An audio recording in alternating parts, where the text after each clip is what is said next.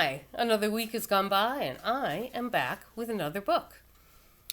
Today's title was originally published in 1868 in Russia to overwhelmingly negative reviews.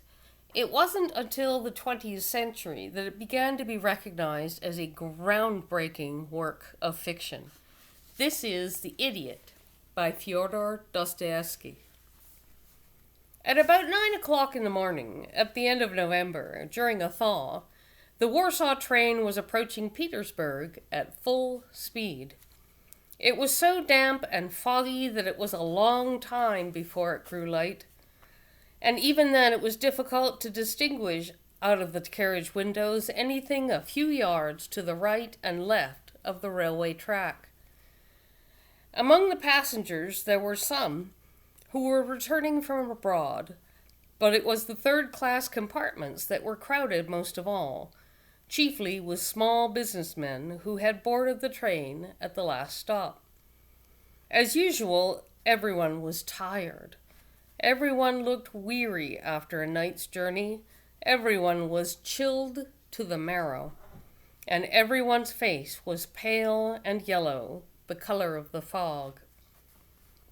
Two passengers had found themselves sitting opposite each other by the window of one of the third-class compartments since daybreak, both of them young men, both traveling light, both far from fashionably dressed, both of a rather striking appearance, and finally both anxious to start a conversation with one another.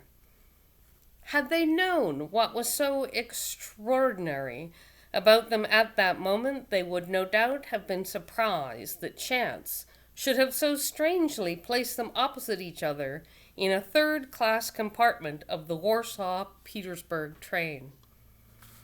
One of them was a short man of about 27, with curly hair that was almost black and a pair of tiny but fiery gray eyes. His nose was broad and flat, and he had high cheekbones. His thin lips were continually curled in a sort of insolent, sarcastic, and even malicious smile. But his forehead was high and well-shaped, and did a great deal to atone for the far from prepossessing features of the lower part of his face.